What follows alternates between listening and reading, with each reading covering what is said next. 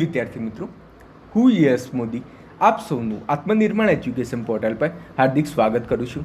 મિત્રો, આજથી બંધારણની 500 MCQની સિરીઝ સ્ટાર્ટ કરી રહ્યા છીએ. મિત્રો, હેડ ક્લાર્કમાં જે રીતે જીપીએસસીની પ્રિલિમિનરીના બેઠા MCQ પૂછાયા હતા એને અનુલક્ષીને આપણે જીપીએસસી લેવલના MCQની પ્રેક્ટિસ કરીશું.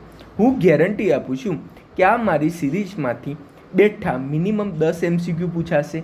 મિનિમમ 10 MCQ પ્લસ ઇનડાયરેક્ટલી હું જે પણ ઇન્ફોર્મેશન આપીશ એમાંથી મિનિમમ 20 MCQ પૂછાશે. એટલે એક વસ્તુ સ્યોરિટી ખાતે કહી દઉં છું કે ભાઈ આ 500 MCQની સિરીઝ તમે જોઈ લેશો એટલે બિન સચિવાલયમાં મિનિમમ 50માંથી 20 માર્ક્સ તો લઈને આવશો. જેમને બંધારણ વાંચ્યું નથી એમને પણ સિમ્પલ રીતે સમજણ પડે એ લેંગ્વેજમાં તમને સમજાવીશ. પ્લસ જે મિત્રો વર્ષોથી બંધારણ વાંચી રહ્યા છે, ક્લાસ 3ની તૈયારી કરી રહ્યા છે, એમને પણ હું જણાવવા માગું છું કે ભાઈ બંધારણનું લેવલ એકદમ ટફ હશે. 50માંથી ભાઈ 25 માર્ક્સ લાવવા પણ હાર્ડ પડશે. એટલા માટે તમે પણ આ સિરીઝ જુઓ ને દરેકે દરેક કોન્સેપ્ચ્યુઅલ વાત કરવામાં આવશે, એકદમ બેઝિકથી સમજાવવામાં આવશે. એટલે જો તમે એકદમ નવા હોય તો પણ ચાલશે ને બહુ જ સારામાં સારી પ્રિપરેશન હોય તો એક વખત ખાલી જસ્ટ આવો કે ભાઈ બેનિફિટ થાય છે કે નહીં. જો થાય તો લેક્ચર આ સિરીઝ સંપૂર્ણપણે ફોલો કરજો. ઓકે, તો આપણે સ્ટાર્ટ કરીએ છીએ કે અશોક મહેતા સમિતિ અહેવાલની ભલામણો બાબતે નીચેના પૈકી કયું વિધાન સત્ય છે? બે અશોક મહેતા સમિતિની અહેવાલની ભલામણો બાબતે નીચેના પૈકી કયું વિધાન સત્ય છે તે શોધવાનું છે. પહેલો પ્રશ્ન થવો જોઈએ, સર અશોક મહેતા સમિતિ શેના રિલેટેડ છે? તો મિત્રો, અશોક મહેતા સમિતિ પંચાયતી રાજ સંબંધિત છે. મિત્રો, તમને ખ્યાલ જ હશે કે જ્યારે આપણું બંધારણ બન્યું હતું ત્યારે પંચાયતને બંધારણીય દરજ્જો આપવામાં નહોતો આવ્યો. હવે એક વસ્તુ સમજો કે બંધારણીય દરજ્જો ના આપવામાં આવે તો એટલા માટે ભવિષ્યમાં ડિસ્કશન જાગી કે શું પંચાયતી રાજને બંધારણીય દરજ્જો આપવો જોઈએ ને જો આપવો જોઈએ તો આપણે કેવી રીતે એનું વર્કઆઉટ બનાવવું જોઈએ તે સંબંધિત જુદી જુદી કમિટી બનાવવામાં આવી હતી. આના રિલેટેડ 1957માં બળવંતરાય મહેતા સમિતિ બનાવવામાં આવી હતી. બળવંતરાય મહેતા સમિતિ બનાવવામાં આવી હતી. એમને જણાવ્યું હતું કે ભાઈ પંચાયતી રાજમાં ત્રિસ્તરીય હોવું જોઈએ. પંચાયતી રાજ છે ત્રિસ્તરીય હોવું જોઈએ, એટલે મીન્સ 3 સ્તર હોવા જોઈએ. જેમાં હાલમાં આપણે જોઈ શકીએ છીએ ને કે ભાઈ કેવી રીતે હોય છે. ભાઈ ગામડા લેવલે ગ્રામ પંચાયત, તાલુકા લેવલે તાલુકા પંચાયત અને જિલ્લા લેવલે જિલ્લા પંચાયત. આ રીતે 3 સ્તરીય હોવું જોઈએ. આ ભલામણ બળવંતરાય મહેતા કમિટીએ કરી હતી. ત્યારબાદ 1977 ભાઈ ભારતીય જનતા દળની સરકાર આવી તો ભારતીય જનતા દળ કે આ તો ભાઈ કોંગ્રેસવાળાએ સમિતિ બનાવી હતી. અમે પણ જોઈએ કે કેવી રીતે પંચાયતી રાજ લાગુ કરી શકાય. તે માટે ભાઈ અશોક મહેતા કમિટી બનાવી. તેમને કીધું હતું કે આ જે ત્રિસ્તરીય તમે વાત કરો છો એ ત્રિસ્તરીય ના હોવું જોઈએ. પંચાયતી રાજનું માળખું ભાઈ 2 સ્તરનું હોવું જોઈએ. એક સ્તર રાજ્ય સ્તર અને બીજું સ્તર એ જિલ્લા સ્તર. તો આ બહુ ઇમ્પોર્ટન્ટ છે કે અશોક મહેતાએ ત્રિસ્તરીય પંચાયતી વ્યવસ્થાની વાત કરી હતી.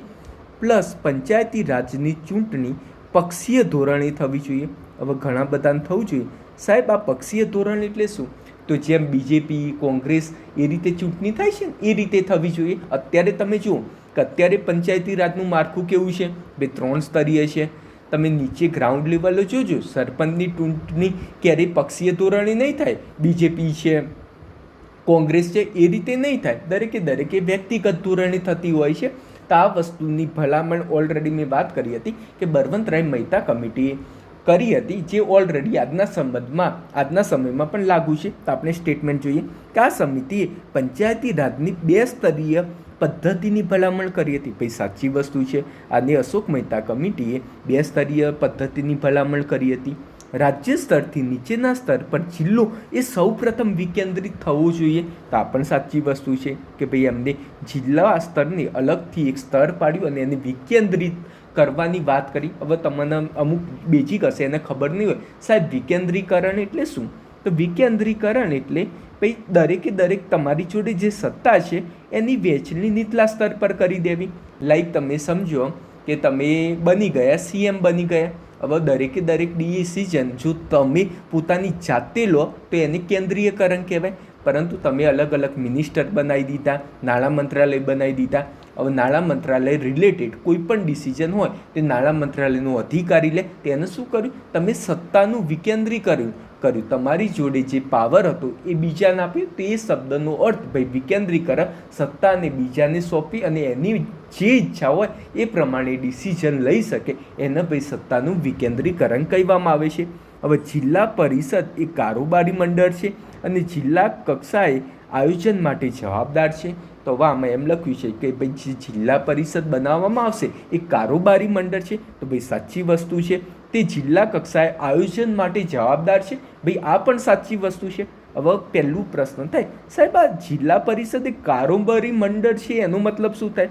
ભાઈ કારોબારી મંડળનો મતલબ થાય કે ભાઈ જે પણ કાયદા ઘડાયા એની અમલીકરણ કરવાની સત્તા, જે પણ કાયદા ઘડાયા છે એને અમલીકરણ કરવાની સત્તા. એક વસ્તુ સમજો કે ભાઈ સરકારના 3 અંગ હોય: ધારાસભા, કારોબારી અને ન્યાયતંત્ર.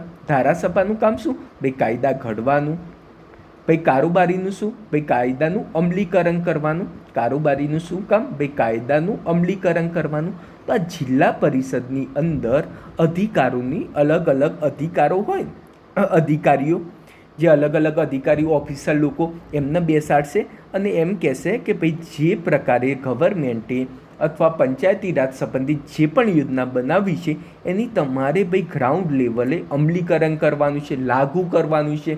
એમ સમજો કે ગવર્મેન્ટે સુજલામ સુફલામ યોજના બનાવી કે ભાઈ આપણે ભૂગર્ભ જળ વધારવા, ભાઈ ખાડા ખોદવાના જેના કારણે પાણીનો સંગ્રહ કરી શકાય. તો તમે જિલ્લા પરિષદની અંદર બેઠા તો તમારું કામ એ યોજનાને ગ્રાઉન્ડ લેવલે અમલીકરણ કરવાનું છે. એટલા માટે જિલ્લા પરિષદ એ કારોબારી મંડળ છે અને જિલ્લા કક્ષાએ આયોજન માટે જવાબદાર છે. તો આ 3 ભલામણ ભાઈ અશોક મહેતા કમિટીએ કરી હતી. એટલે 1, 2, 3 ભાઈ આ સાચા છે. જે મિત્રો નવા જોડાયા હોય આ ચેનલને સબસ્ક્રાઈબ કરી લેજો. ખૂબ જ બેઝિકથી સમજાવીશ અને પ્લસ જસ્ટ મારું ઇન્ટ્રોડક્શન આપી દઉં છું કે 14 વખત જીપીએસસી મેન્સ આપેલી છે અને બહુ જ આ ફિલ્ડમાં બહુરો અનુભવ છે. તમને ખરેખર કોન્સેપ્ચ્યુઅલ બહુ જ સારી એવી ક્લિયરિટી થશે અને તમારા મિત્ર વર્તુળમાં પણ શેર કરશો. એ પ્લસ જે મિત્રોને આ લેક્ચરની પીડીએફ જતી યોજી હોય તે 91 062 143 64 એમાં જોઈન મી કરીને મેસેજ કરજો. તમને વોટ્સએપ ગ્રુપમાં પણ એડ કરવામાં આવશે. પ્લસ જીપીએસસી રિલેટેડ અથવા કોઈ પણ રિલેટેડ કંઈ પણ માર્ગદર્શન જોઈતું હોય તો તમને પ્રોપર વેમાં આપવામાં આવશે. ઓકે, હવે બીજા એમસીક્યુની વાત કરીએ કે ભારતના બંધારણના વિકાસ બાબતે નીચેના પૈકી કયું વિધાન સત્ય છે?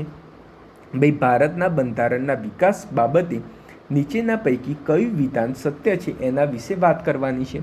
બંધારણ સભાની પ્રથમ મીટિંગ 9 ડિસેમ્બર 1946ના રોજ મળી હતી. તો ભાઈ આ સ્ટેટમેન્ટ સાચું છે કે ભાઈ બંધારણ સભાની પ્રથમ મીટિંગ 9 ડિસેમ્બર 1946ના રોજ મળી હતી. હવે પહેલું થાય, સાહેબ આ બંધારણ સભા શું હતું? મિત્રો એક વસ્તુ સમજો કે આપણા ભારતનું બંધારણ ઘડવું છે.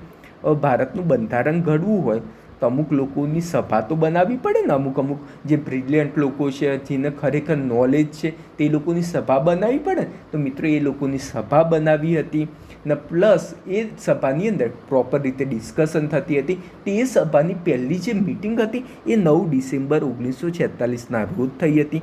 બંધારણની સભાના કાયમી અધ્યક્ષ ડૉક્ટર રાજેન્દ્ર પ્રસાદ ચૂંટાયા હતા. તો ભાઈ સાચી વસ્તુ છે કે બંધારણ સભાના કાયમી અધ્યક્ષ રાજેન્દ્ર પ્રસાદ ચૂંટાયા હતા. હવે એક વસ્તુ સમજો કે તમારી સ્કૂલની અંદર કોઈ પણ એવું કાયદો ઘડવું છે, કંઈ પણ ઘડવું છે, તો એક પ્રકારની સભા ભરાશે કે ભાઈ સ્કૂલમાં આ વસ્તુ થવી જોઈએ. તો હવે એ સભા ભરાય તેની અંદર તમે અધ્યક્ષની તો નિમણૂક કરશો ને કે ભાઈ આ અધ્યક્ષ રહેશે. તે અધ્યક્ષ માટે તમે કેવી રીતે કરશો કે જેટલા લોકો આવ્યા હોય તેમના દ્વારા ચૂંટણી થાય. તો ભાઈ એના કાયમી અધ્યક્ષ હતા એ રાજેન્દ્ર પ્રસાદ હતા. હવે કાયમી અધ્યક્ષ કેમ? તો મિત્રો પહેલાં જે અસ્થાયી અધ્યક્ષ હતા એ સચ્ચિદાનંદ સિન્હા હતા. અસ્થાયી જે અધ્યક્ષ હતા એ સચ્ચિદાનંદ સિન્હા હતા. પરંતુ એક વસ્તુ સમજો કે જ્યારે ધારો કે આપણે કોઈ વાત કરી કે સ્કૂલ રિલેટેડ કોઈ નિયમો બનાવ્યા છે તો શરૂઆતમાં સભા ભરાય. તો પહેલી સભા વખતે આપણે તો કોઈને માટે તો અધ્યક્ષ બનાવવો પડશે ને ટેમ્પરરી. તો એને ભાઈ અસ્થાયી અધ્યક્ષ કહેવાય. કે ભાઈ પહેલી મિટિંગ વખતે જે વ્યક્તિ અધ્યક્ષ છે એને અસ્થાયી અધ્યક્ષ કહેવાય. અને અસ્થાયી અધ્યક્ષ કાયમી સૌથી ઉંમરમાં જે મોટો વ્યક્તિ હોય, વડીલ હોય, એને બનાવવામાં આવે. પછી એ અસ્થાયી પહેલી મિટિંગમાં રહે, પછી ચૂંટણી થાય કે ભાઈ આપણામાંથી કોણ અધ્યક્ષ બનશે. તો લોકો જેને વધુ પસંદ કરે એને કાયમી અધ્યક્ષ બનાવે. તો ભાઈ જે રાજેન્દ્ર પ્રસાદ હતા એને ભાઈ કાયમી અધ્યક્ષ બનાવવામાં આવ્યા હતા. બંધારણ સભાના કાયમી અધ્યક્ષ તરીકે રાજેન્દ્ર પ્રસાદ ચૂંટાયા હતા. ભાઈ એ પણ સાચું છે.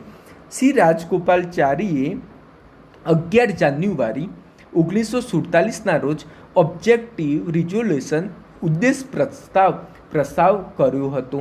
હવે એક વસ્તુ સમજો કે ઉદ્દેશ પ્રસ્તાવ, હવે અમુકને એવું થશે સાહેબ આ ઉદ્દેશ પ્રસ્તાવ એટલે શું?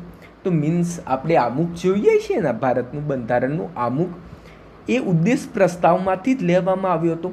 એક વસ્તુ સમજો કે તમે કોઈ આપણું બંધારણ ઘડવું છે, તો હવે આપણું બંધારણ કયા નિયમો આધારિત ઘડવું છે, આપણું બંધારણ કેવું હોવું જોઈએ, એની શોર્ટમાં ઇન્ફોર્મેશન હોય એને બંધારણનો ઉદ્દેશ પ્રસ્તાવની અંદર આપે. આપણે કયા ઉદ્દેશ સિદ્ધ કરવા માટે અમુક બંધારણની રચના કરી રહ્યા છે એમાં શોર્ટમાં ઇન્ફોર્મેશન એવું લખેલું છે ને આપણા અમુકની અંદર, અમે ભારતના લોકો ભારતને સાર્વભૌમ, સમાજવાદ, બિનસંપ્રદાયિક આ રીતના પ્રજાસત્તાક બનાવવાનો પ્રયત્ન કરીશું. તેમાં દરેકે દરેક વ્યક્તિ વચ્ચે વાત કરેલી છે ને સ્વતંત્રતા, સમાનતા, બંધુતાની ભાઈ ભાવના કેળવાય એ માટે પ્રયત્ન કરીશું. તો આ દરેકે દરેક વસ્તુ છે એ ઉદ્દેશ પ્રસ્તાવની અંદર ઉલ્લેખ હતો. તો આ ઉદ્દેશ પ્રસ્તાવ હતો ભાઈ રાજગોપાલચારીએ નહોતો લખ્યો, ભાઈ જવાહરલાલ નહેરુએ ઉદ્દેશ પ્રસ્તાવ રજૂ કર્યો હતો. તો ભાઈ આ સ્ટેટમેન્ટ ખોટું છે, રાજગોપાલચારીએ નહોતો કર્યો. ન ઉદ્દેશ પ્રસ્તાવ એ બંધારણીય માળખાનો પાયો અને ફિલોસોફીને નિયત કરે છે. ભાઈ સાચું વસ્તુ છે કે ઉદ્દેશ પ્રસ્તાવ જ આપણી મેન્ટાલિટી બતાવે છે કે આપણે જુઓ કે ભાઈ પ્રજાસત્તાક એટલે એનો મતલબ થઈ ગયો કે ભાઈ ભારતનું બંધારણ રાજાશાહી નહીં ચાલે. ભારતના અંદર કોઈ પણ જગ્યાએ રાજાશાહીનો ઉલ્લેખ હશે તો ભાઈ એને સુપ્રીમ કોર્ટની અંદર ભાઈ જશો કે ભાઈ આ વસ્તુ ખોટી છે કે આપણું બંધારણનો ઉદ્દેશ પ્રસ્તાવ તો એમ કહે છે કે આપણા ત્યાં રાજાશાહી નહીં ચાલે. આપણા ઉદ્દેશ પ્રસ્તાવની અંદર ધર્મનિરપેક્ષ રાજ્યની વાત કરી હતી, એટલે ભાઈ આપણે હિન્દુ રાષ્ટ્ર જાહેર કરવું તે આપણે ના કરી શકીએ, કેમ કે આપણા ઉદ્દેશ પ્રસ્તાવની અંદર જ લખ્યું હતું કે ભાઈ ભારત છે ધર્મનિરપેક્ષ રાજ્ય છે, પંથ નિરપેક્ષ રાજ્ય છે, કોઈ એમાં વિશેષ ધર્મને ભાઈ આખો રાષ્ટ્ર તરીકેનો દરજ્જો ના આપી શકાય. તો આ વસ્તુ ઉદ્દેશ પ્રસ્તાવની અંદર પ્રોપર રીતે આપણી જે વડીલ લોકોની, જે આપણા બંધારણ સભાના જે વ્યક્તિઓ છે આ દરેકે દરેકની ફિલોસોફી બતાવી છે કે આ જ રીતે બંધારણ હોવું જોઈએ, ભવિષ્યમાં પણ આ જ નિયમોના આધારે બંધારણ ચાલવું જોઈએ. તો આખું બંધારણનું માળખાનો પાયો તેમજ ફિલોસોફી ભાઈ આમાં નિયત કરવામાં આવી છે. હવે માહિતી અધિકારી બિલ 2019 અન્વયે કેન્દ્રીય સ્તરે માહિતી આયુક્ત, ચીફ ઇન્ફોર્મેશન કમિશનર અને માહિતી આયુક્તોની મુદત કેટલી છે? ભાઈ જે તમને ખ્યાલ હશે કે માહિતી અધિકાર બિલ 2019માં પસાર કરવામાં આવ્યું હતું. તેમાં જે ચીફ ઇન્ફોર્મેશન કમિશનર છે એની વય હોય ને મિત્રો, એની મુદત એ 3 વર્ષ કરવામાં આવી છે. તો એનું મુખ્ય ઉદ્દેશ એ જ હતું કે ભાઈ જે ચીફ ઇન્ફોર્મેશન કમિશનર છે તેને એક સ્ટેબિલિટી મળી રહે, એટલા માટે એની મુદત 3 વર્ષ કરવામાં આવી હતી. મોસ્ટ આઈએમપી ક્વેશ્ચન છે. ભારત સરકાર દ્વારા LIC ઓફ ઇન્ડિયા કેસ 1995માં સર્વોચ્ચ અદાલત ખાલી જગ્યા બાબત પર અડગ રહી.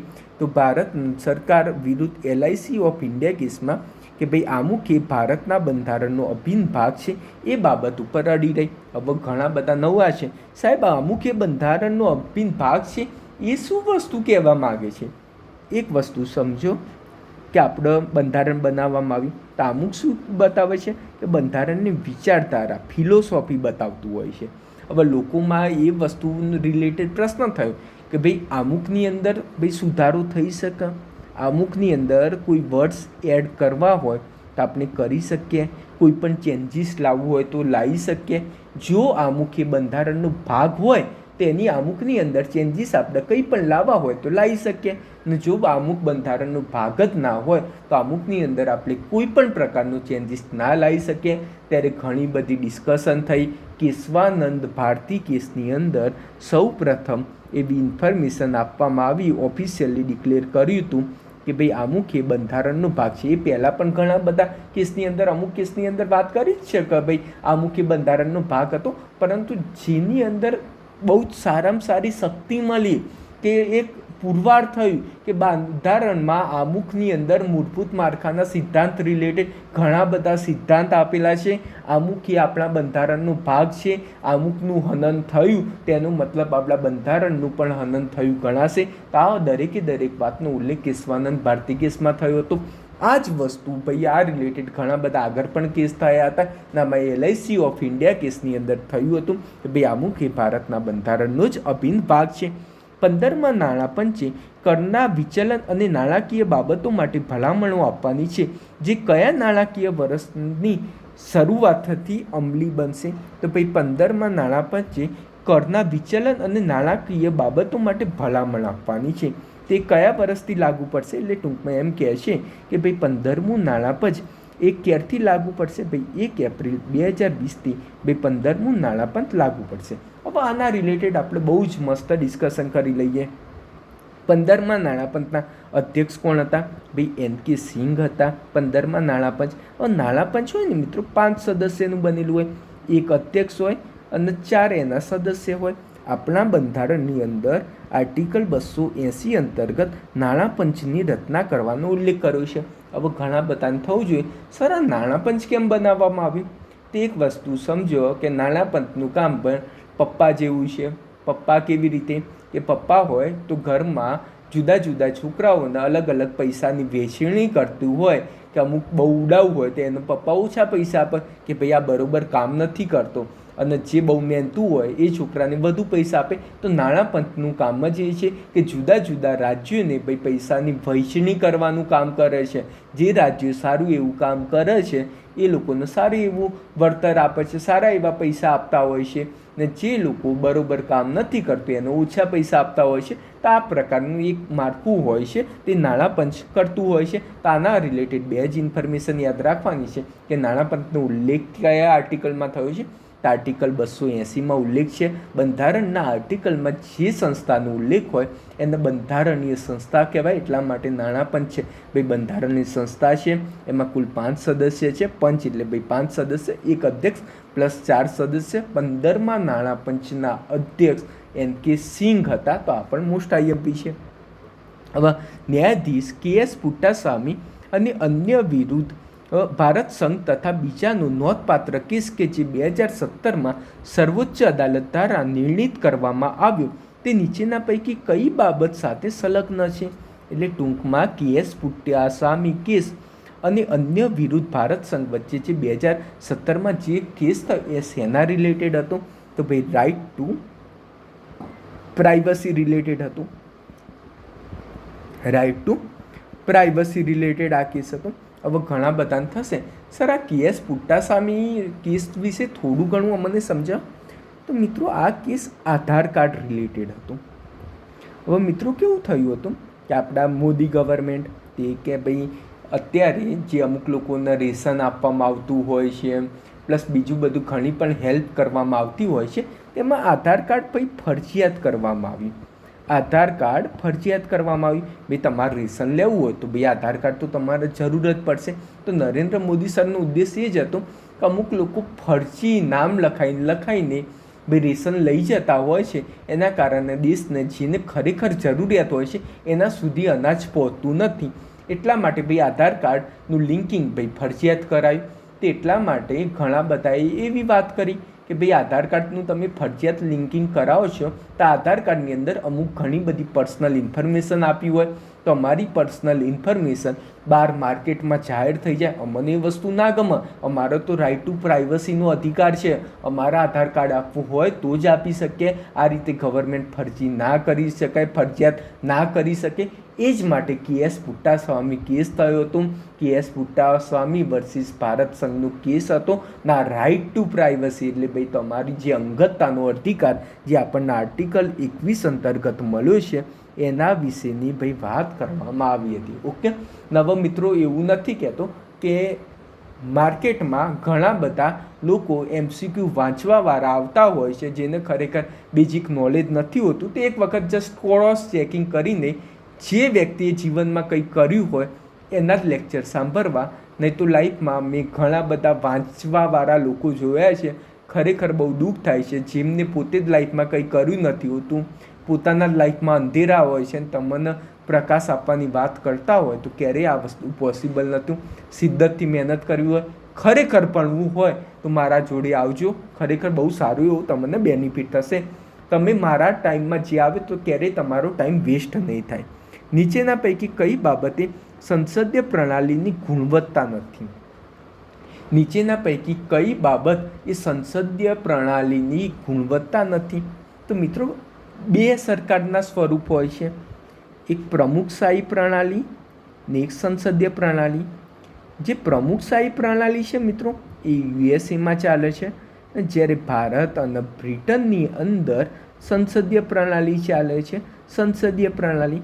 હવે સંસદીય પ્રણાલીમાં કેવું હોય કે ધારાસભા અને કારોબારી એકબીજા સાથે સંલગ્ન હોય. ધારાસભા અને કારોબારી એકબીજા સાથે સંલગ્ન હોય. હવે ઘણા બધાના ઉપરથી જાય છે, સાહેબ આ શું કહેવા માગો છો? તે એક વસ્તુ સમજો કે ધારાસભા, હવે આપણું ગૃહ છે ને મિત્રો, લોકસભા અને રાજ્યસભા આપણા ગૃહ છે, બે ગૃહ છે. એક લોકસભા છે, નીચલું ગૃહ, અને બીજું છે રાજ્યસભા. હવે લોકસભાની અંદર તમને ખ્યાલ હશે કે હાલ 550 સીટો છે. તો આ 550 સીટો જે આપણે મહત્તમ ક્ષમતા છે હાલની તારીખે આપણે જોઈએ તો 543 જેટલી સીટો છે. જે બે એંગ્લો ઇન્ડિયન હતી ને એ સીટો આપણે નાબૂદ કરી છે. હવે આ 543 સભ્યો જે બેસા છે તે લોકસભાના સભ્યો કહેવાય, એ ભાઈ ધારાસભાના સભ્યો કહેવાય. તો જેનું કામ ભાઈ કોઈ પણ પ્રકારના કાયદા હોય તેના રિલેટેડ ડિસ્કશન કરવાની, યોગ્ય કાયદો બની રહ્યો છે એના વિશે વાચા આપવાનું કામ કરતા હોય છે. પ્લસ કારોબારી એટલે કોઈ પણ કાયદા હોય એનું અમલીકરણ કરવાનું કામ કરતા હોય છે. તમને ખબર હશે મંત્રીમંડળ જે કેબિનેટ મંડળ હોય છે એમાં નાણાપ્રધાન, અલગ અલગ ગૃહ મંત્રાલય, અમિત શાહ સાહેબ આ રીતે અલગ અલગ બનાવતા હોય છે. તો ભારતમાં કેવું છે, જે ધારાસભાના જે સભ્યો હોય છે એમાંથી જ તમારા કારોબારીના સભ્ય જે મંત્રીમંડળ છે એ બનાવવામાં આવતું હોય છે. મંત્રીમંડળ એમાંથી જ બનાવવામાં આવતું હોય છે. એટલે મીન્સ શું થાય કે ભાઈ જે ધારાસભામાં ડિસ્કશન કરવા માટે જે વ્યક્તિ છે એમાંથી જ પસંદ કરીને ભાઈ કારોબારી જે કાયદા બનાવવા, કેવા બનાવવા એ રિલેટેડ વસ્તુ વ્યક્તિઓ છે એ જ સાથે સંલગ્ન છે. એટલે ધારાસભા અને કારોબારી એકબીજા સાથે સંકળાયેલી છે. જ્યારે અમેરિકામાં એવું ના હોય. અમેરિકામાં ધારાસભાના લોકો અલગ હોય અને કારોબારી માટે સ્પેશિયલ જે વ્યક્તિઓ છે જેને ડિગ્રી ધારણ કરી છે એવા વ્યક્તિઓને જ બનાવતા હોય છે. લાઈક કેવું હશે, અમેરિકામાં નાણાં મંત્રાલયના મેન કોને બનાવવામાં આવશે? જે નાણામંત્રી રિલેટેડ બહુ જબરજસ્ત ડિગ્રી ધારણ કરી હોય એવા વ્યક્તિને જ નાણામંત્રીનો અધિકારી બનાવવામાં આવશે. એટલે એમાં શું થયું ભાઈ, સ્પેશિયાલિસ્ટ આવશે. ને જ્યારે એમાં ધારાસભા અને કારોબારી એકબીજા સાથે સંકળાયેલા નથી. જે રાષ્ટ્રપતિ જે ઈચ્છે એ વ્યક્તિને ભાઈ કારોબારીની અંદર ભાઈ લાવી દેશે. તો અહીંયા આગળ જુઓ કે ભાઈ જે આ નીચેમાં કઈ સંસદીય પ્રણાલીની ગુણવત્તા નથી? તો ધારાસભા અને કારોબારી વચ્ચે સુસંગતતા, ભાઈ વાત કરી ધારાસભા અને કારોબારી એકબીજા સાથે સંકળાયેલી હોય છે, ભાઈ એ પણ સાચી વસ્તુ છે. જવાબદાર સરકાર હોય તો ભાઈ આ પણ સાચી વસ્તુ છે કે ભાઈ એકબીજા સાથે જે જવાબદાર સરકાર હોય છે, પ્લસ વિશાળ પ્રતિનિધિત્વ હોય તે પણ સાચી વસ્તુ છે કે આપણા જે પણ વ્યક્તિઓ ચૂંટાયા છે તો એ નીચલા લેવલથી ઉપર આવેલા છે તો દરેકે દરેક સભ્ય એ વિશાળ પ્રતિનિધિત્વ પણ કરતા હોય છે. નિષ્ણાંતો દ્વારા સરકાર, ભાઈ આ ખોટી વસ્તુ છે કે આપણામાં નિષ્ણાંતો દ્વારા સરકાર નથી હોતી.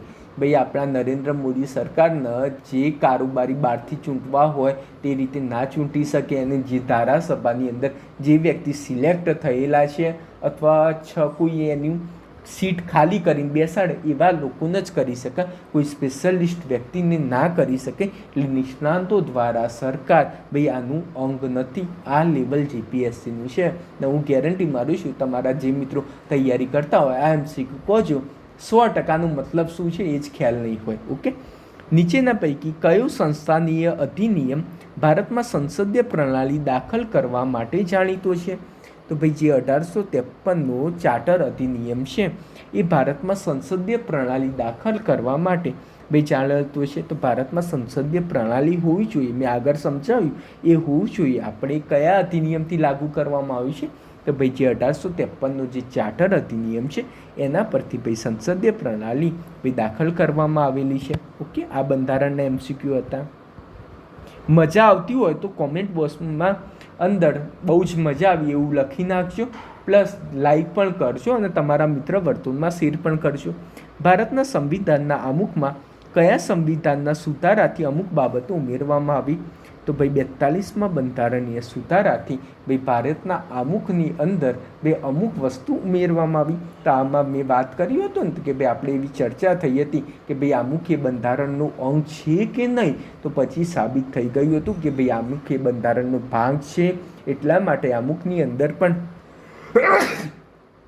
મિત્રો સુધારો થઈ શકે. તો આ વસ્તુ 42માં બંધારણને સુધારો કરવામાં આવ્યો, જેમાં આમુખની અંદર અમુક બાબતો જે છે એ ઉમેરવામાં આવી હતી. ભારતની સંવિધાન મુજબ સંસદમાં કોનો સમાવેશ થાય છે? તો ભાઈ ભારતની સંવિધાનની અંદર સંસદની અંદર લોકસભા, રાજ્યસભા પ્લસ રાષ્ટ્રપતિનો સમાવેશ થાય છે. આપણી સંસદ કોની બની હોય? ભાઈ લોકસભાનું બન્યું હોય, રાજ્યસભાનું બન્યું હોય અને રાષ્ટ્રપતિની બનેલી હોય, ભાઈ વિધાનસભાની ભાઈ ના બનેલી હોય.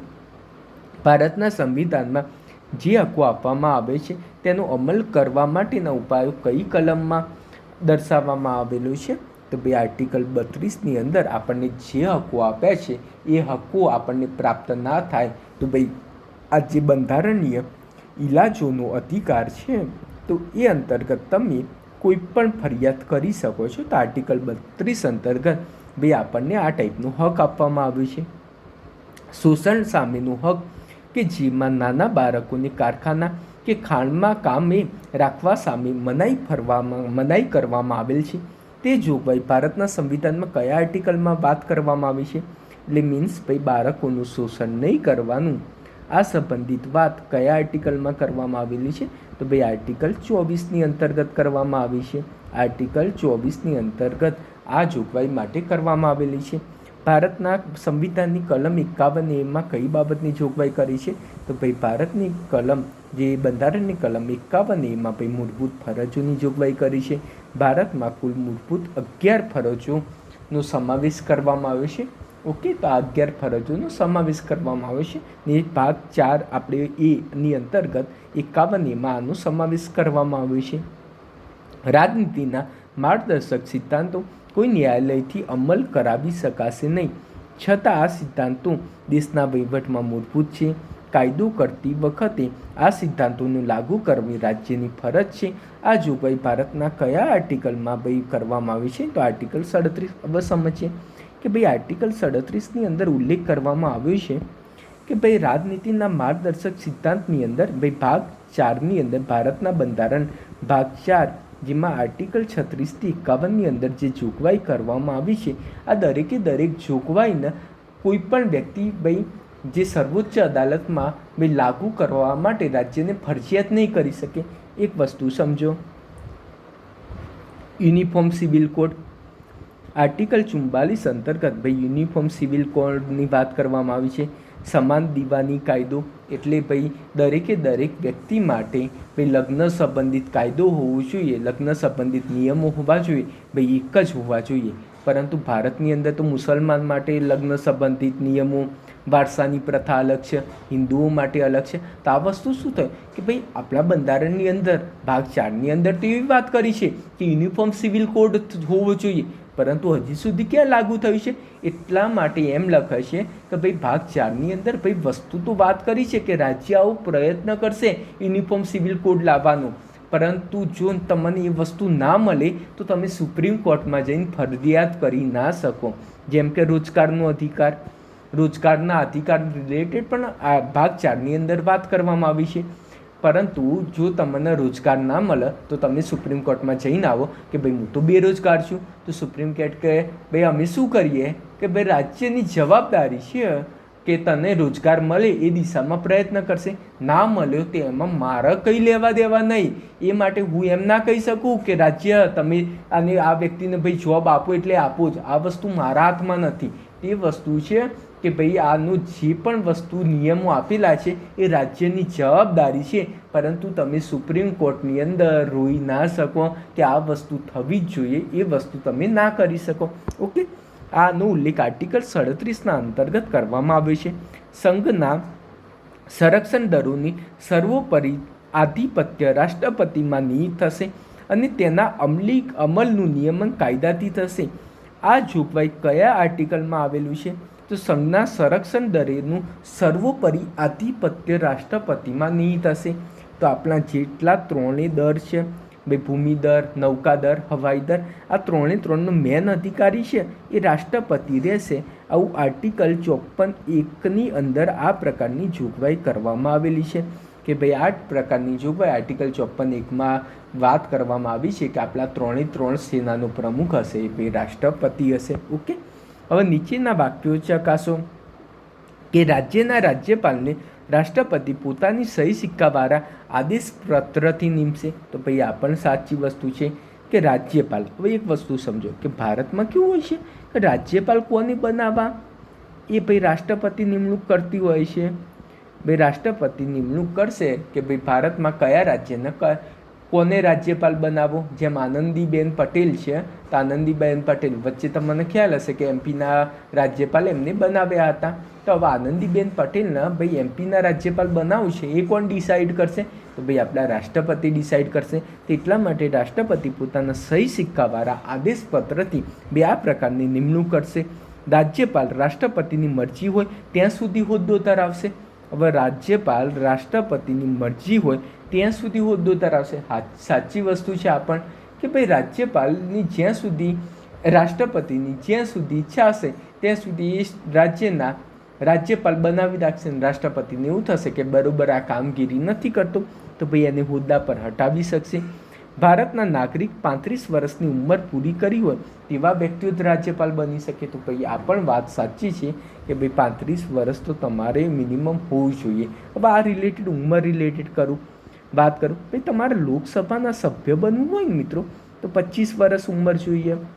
રાજ્યસભાના સભ્ય બનવું હોય તો ભાઈ તમારા ઉંમર 30 વર્ષ જોઈએ. તો આ બે ઉંમર યાદ રાખજો કે તમારા લોકસભાના સભ્ય બનવું હોય, ચૂંટણી લડવી હોય તો મિનિમમ 25 વર્ષ જોઈએ અને રાજ્યસભાના સભ્ય બનવું હોય તો તમારે મિનિમમ 30 વર્ષ જોઈએ. એટર્ની જનરલનું હોદ્દાની મુદત અને મહેનતાણું કોણ નક્કી કરે છે? ભાઈ એટર્ની જનરલની હોદ્દાની મુદત કેટલી હોવી જોઈએ, એની ઇન્કમ કેટલી, મહિને કેટલી સેલેરી હોવી જોઈએ, કોણ ડિસાઇડ કરે છે?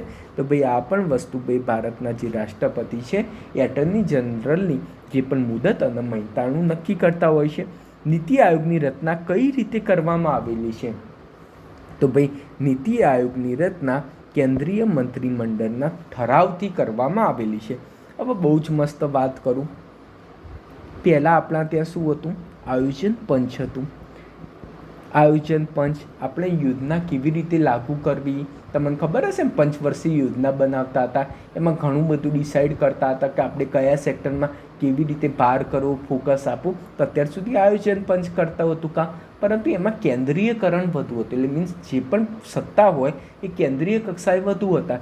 એટલા માટે ભાઈ 2014માં નરેન્દ્ર મોદી ભાઈ આવ્યા આપણા, તેમને વાત કર્યું કે ભાઈ આપણે હવે નીતિ આયોગની રચના કરવી પડશે અને સત્તાનું ભાઈ વિકેન્દ્રીકરણ કરવું પડશે. તેના અંતર્ગત ભાઈ કેન્દ્રીય મંત્રીમંડળનો ઠરાવથી જ ભાઈ નીતિ આયોગની રચના કરી છે. નીતિ આયોગની રચના માટે કોઈ પણ પ્રકારનો કાયદો બનાવવામાં આવ્યો નથી અથવા બંધારણના કોઈ પણ આર્ટિકલની અંદર એવો ઉલ્લેખ નથી કે ભાઈ નીતિ આયોગની રચના કરવી પડે.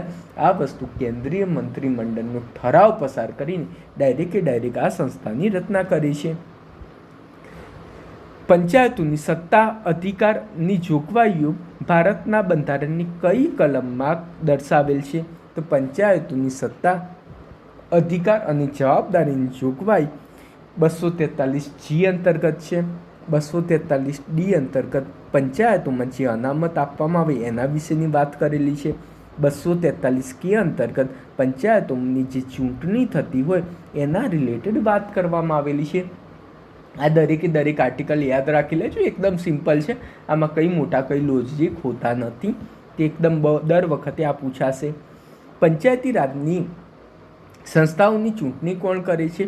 તો ભાઈ પંચાયત રાજની સંસ્થાની ચૂંટણી રાજ્ય ચૂંટણી કમિશન કરે છે. તો આ પણ ઇમ્પોર્ટન્ટ છે, એક્ઝામમાં પૂછાય કે ભાઈ પંચાયત રાજની સંસ્થાની ચૂંટણી કોણ કરે છે? તો રાજ્ય ચૂંટણી કમિશનર.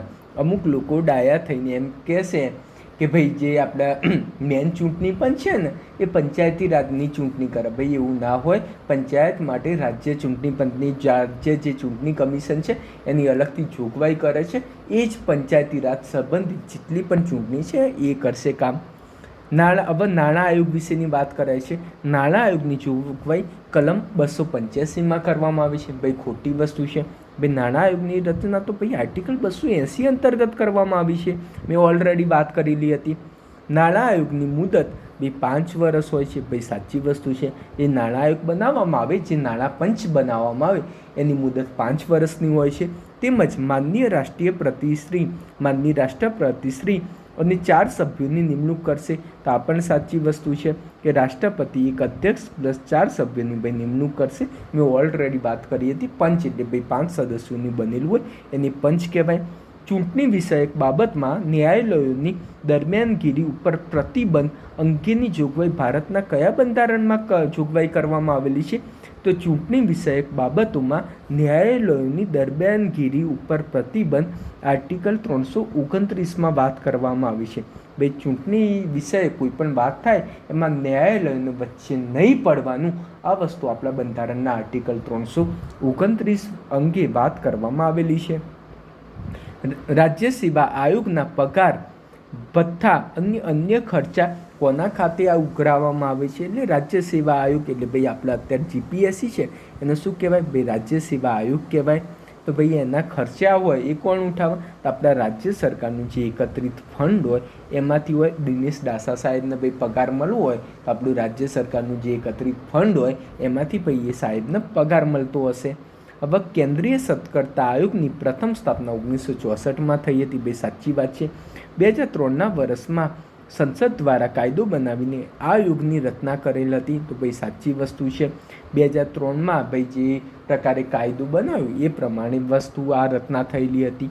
આયોગમાં ચેરમેનશ્રી અને મહત્તમ 2 વિજિલન્સ કમિશનરશ્રીની નિમણૂક કરવામાં આવે છે. તો આ પણ સાચી વસ્તુ છે કે ભાઈ ચેરમેનશ્રી અને 2 જે વિજિલન્સ કમિશનર છે ભાઈ એની આની અંદર જોગવાઈ કરવામાં આવતી હોય છે. મિત્રો મજા આવતી હોય તો કોમેન્ટ બોક્સમાં લખશો કે ભાઈ મજા આવે છે. ભારતના સંવિધાનમાં અનુચ્છેદ 19માં નાગરિકોને કેટલા પ્રકારની સ્વતંત્રતા આપવામાં આવી છે? તો ભાઈ ભારતના સંવિધાનના અનુચ્છેદ 19 અંતર્ગત ભારતના નાગરિકોને ભાઈ 6 પ્રકારની સ્વતંત્રતા આપવામાં આવી છે. જેમ વાણી સ્વતંત્રતાનો અધિકાર, કોઈ પણ આપણે સહકારી મંડળી રચના કરવી હોય તો એનો અધિકાર, કોઈ પણ રાજ્યમાં જઈને આપણે કોઈ પણ વ્યવસાયની સ્થાપના કરવી હોય, સ્ટાર્ટઅપ કરવું હોય તો એનો અધિકાર. આ દરેકે દરેક અધિકાર આપણને આર્ટિકલ 19 અંતર્ગત આપવામાં આવેલા છે.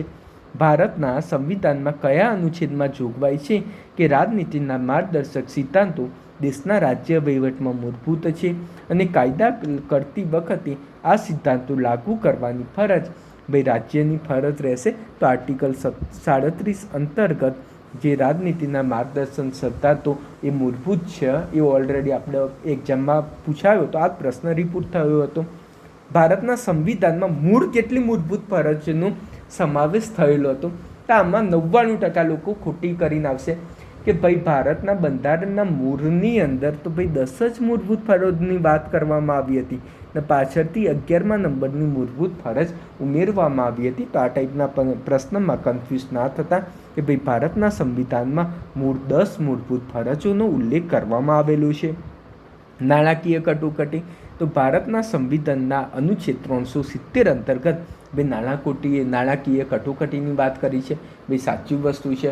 ભાઈ નાણાકીય કટોકટી આર્ટિકલ 367 અંતર્ગત, આર્ટિકલ 352 અંતર્ગત કઈ કટોકટીની જોગવાઈ છે અને આર્ટિકલ 356 અંતર્ગત કઈ કટોકટીની જોગવાઈ કરવામાં આવી છે એ કોમેન્ટ બોક્સમાં જણાવજો.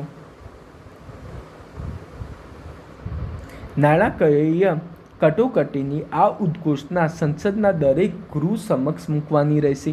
તો આ પણ સાચી વસ્તુ છે કે દરેકે દરેક ગૃહ, લોકસભા અને રાજ્યસભા બંનેને કહેવું પડશે કે ભાઈ અમે નાણાકીય કટોકટી લાગુ કરી રહ્યા છીએ. તો અને જો લોકસભાનું વિસર્જન ન થયેલ હોય તો 3 મહિનાની મુદત પૂરી થાય તે પહેલાં સંસદના બંને ગૃહોના ઠરાવથી તે માન્ય રાખવામાં આવે નહીં તો મુદત પૂરી થઈ તે અમલમાં રહેતી નથી. તો ભાઈ આ વસ્તુ ભાઈ ખોટી છે. આ વસ્તુ ખોટી છે કે ભાઈ 3 મહિનાની મુદત ના આપવામાં આવતી હોય તો આ સ્ટેટમેન્ટ ખોટું. આ ટાઈપના પણ પ્રશ્ન પૂછાતા હોય છે. લોકસભામાં વધુમાં વધુ 530 સભ્યો હોવા જોઈએ તેવો બંધારણીય સુધારો કયા વર્ષમાં આવ્યો હતો? તો લોકસભામાં વધુમાં વધુ 530 સભ્યો હોવા જોઈએ. તો આ 1987માં જે બંધારણીય સુધારો થયો એ અંતર્ગત ભાઈ આની વાત કરવામાં આવી હતી. લોકસભામાં અનુસૂચિત જાતિ અને આદિજાતિઓ માટે બેઠકો અનામત રાખવાની જોગવાઈ ભારતના સંવિધાનમાં કયા અનુચ્છેદની અંતર્ગત છે? તો આર્ટિકલ 330 અંતર્ગત ભાઈ આપણે એસસી અને એસટી લોકો માટે પણ ભાઈ લોકસભાની અંદર બેઠકો અનામત રાખવી પડે. હવે મને એ જણાવો કે ભાઈ રાજ્યસભાની અંદર એસસી અને એસટી માટે ભાઈ અનામતનું જોગવાઈ છે કે નહીં એ કોમેન્ટ બોક્સમાં જણાવો. ઓકે, તો હવે આપણે લેક્ચરની અહીંયા આગળ ફિનિશ કરીએ છીએ. આ રીતે બંધારણના 500 MCQની પ્રેક્ટિસ કરાવીશ. દરેકે દરેક મિત્રો જોજો, ખરેખર ખૂબ જ બેનિફિટ થશે. જય હિન્દ.